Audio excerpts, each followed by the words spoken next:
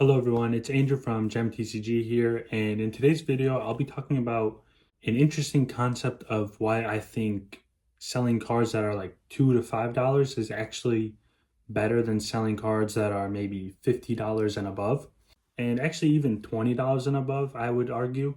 And I'll kind of break it down throughout this video and get you guys to understand that not every item you sell has to be expensive and has to be some high-end secret rare card that is worth like $50 to maybe even $200, $100.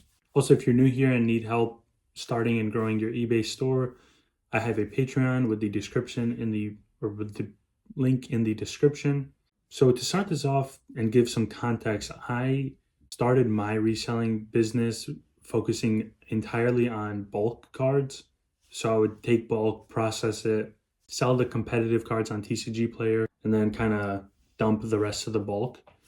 And maybe that's why I'm so biased towards lower end cards, because I'm so used to it and found more satisfaction when I would buy a card for a penny and then sell it for 50 cents or $2, because that profit, like percentage wise, is huge.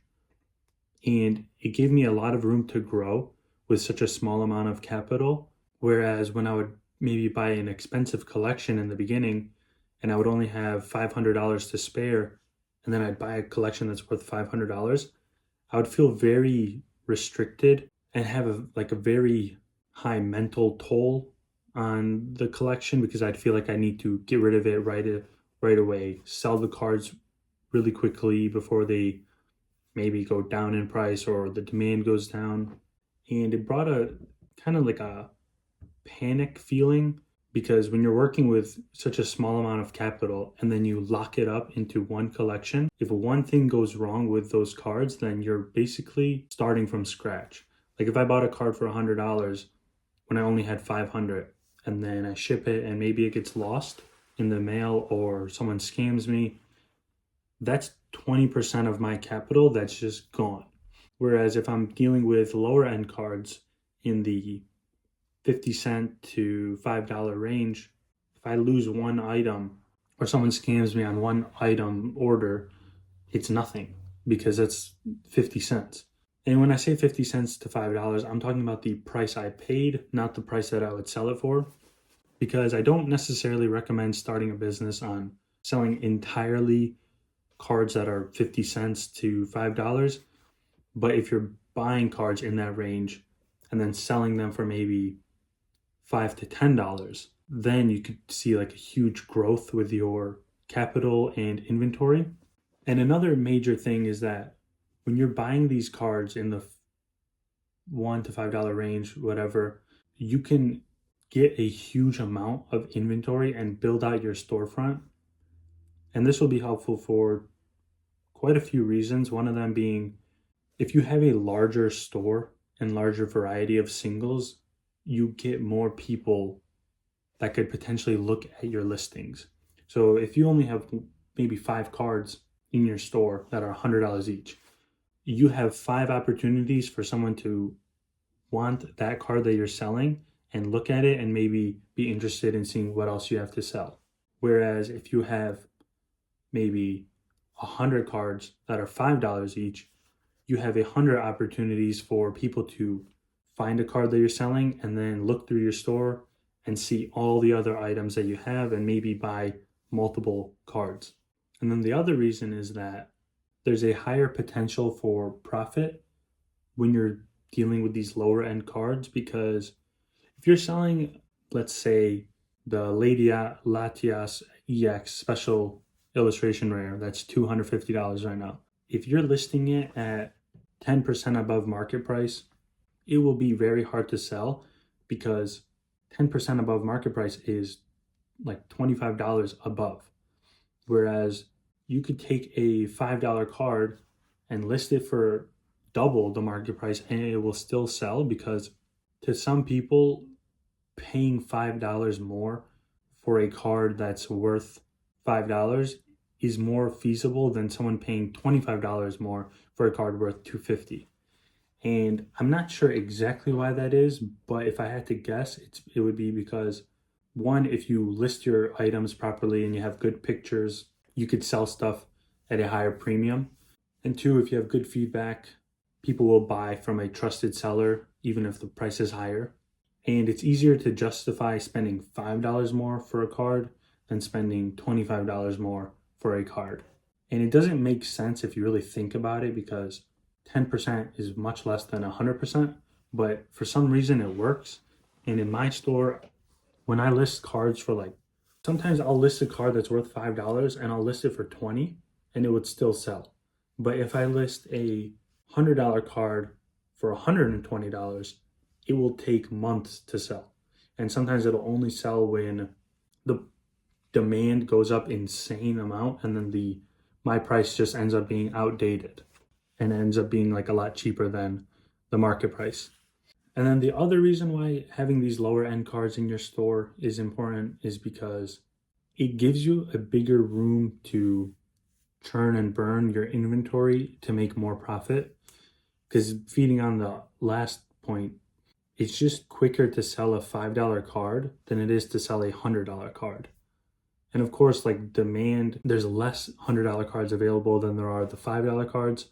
But I think most collectors can't afford to spend $100 on a card or $50, and they would rather just buy a $5 card that they like or a $10 card.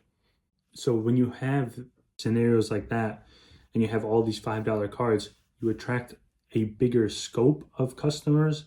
And on top of that, you're attracting more customers because you have more inventory available. So it's like a win-win for that. And another great thing would be probably my favorite thing actually, which is when I sell, like I have listings that are just reverse hollows, choose your card listings from any set, Sword and Shield and above. Actually from Sun and Moon and above. I have a listing for each set. And sometimes people would go through them and they'll buy like 60 cards at a time. And I have them listed at $2 each. So they're buying 60 cards, $2 each, that's $120. And these are all just bulk reverse hollows that I paid 5 cents for.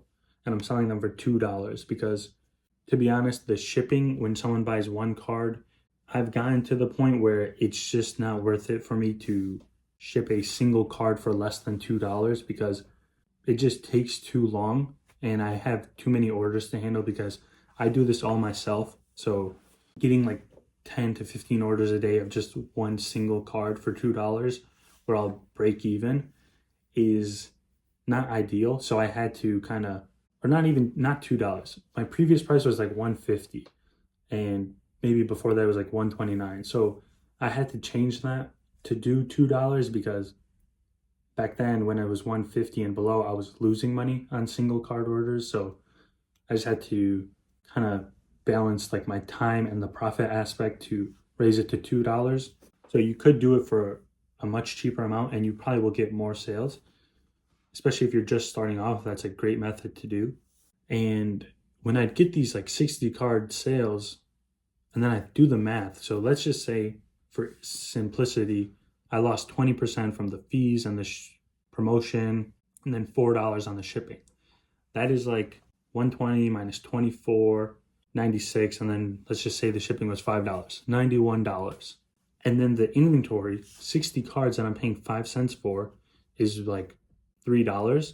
So I'm turning a $3 inventory cost into like $87 or $88 of profit, which is insane if you think about it like that, because it's very easy to do, very replicable, and you can find and list thousands of these reverse hollow cards and attract so many buyers because so many people want to complete their sets and need these lower end cards.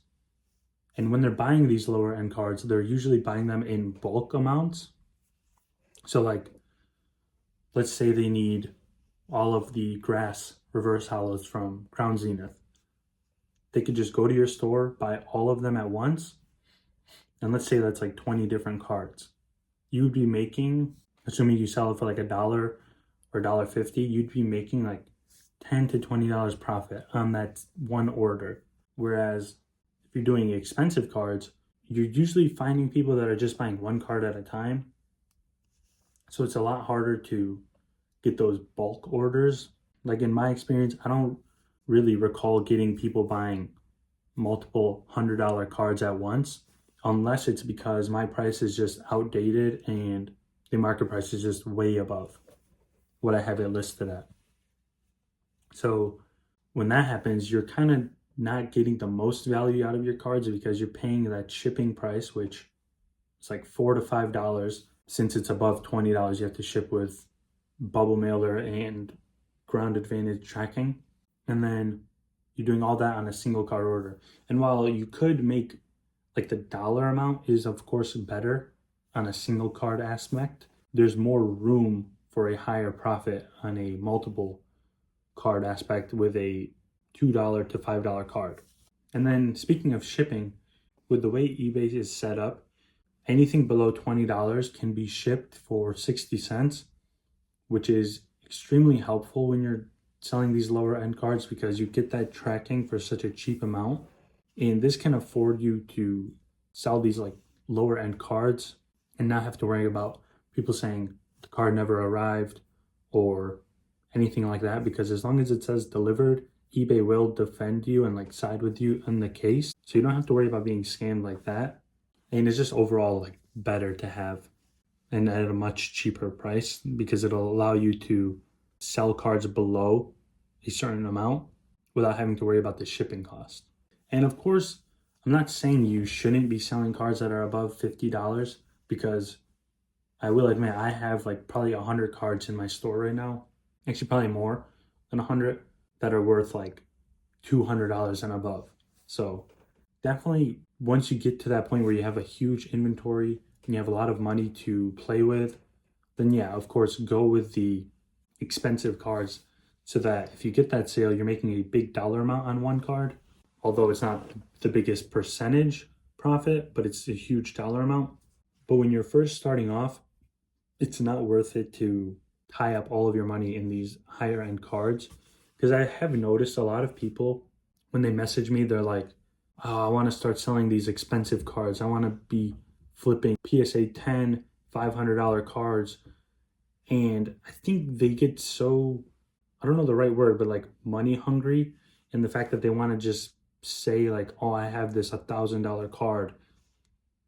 And I think they don't necessarily understand what goes into that card and the different type of professionalism or security you need with those cards.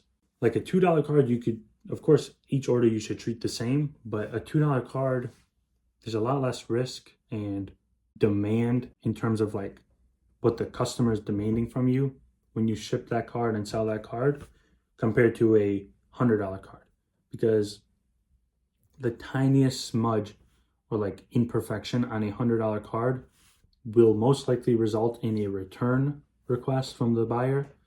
But on a $2 card, people are more willing to be forgiving because they understand that it's not like make or break for their collection. And it makes sense. Like you can't blame the buyer for that, because if you're spending so much money on a card, you don't want one that has imperfections and issues with it. Like you want to get the best of the best.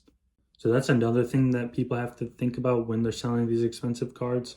But yeah, when you're first starting off, most important thing is don't be too worried about the dollar amounts of the cards that you're selling. Be willing to buy and sell cards that are worth below $5, because it will significantly help your store grow inventory wise and potential customer wise. So you'll get more views, get more sales, less risk, and most often more profit than with a higher amount or higher dollar cards. But yeah, I hope you guys found this video helpful, especially if you're in the beginning and thinking about selling. It's important to not be too worried about trying to sell these expensive cards, because it's not the best to do that. And it could actually hurt your store more if you try to sell expensive cards in the beginning. But yeah, I hope you guys have a great day, and I'll see you in the next video.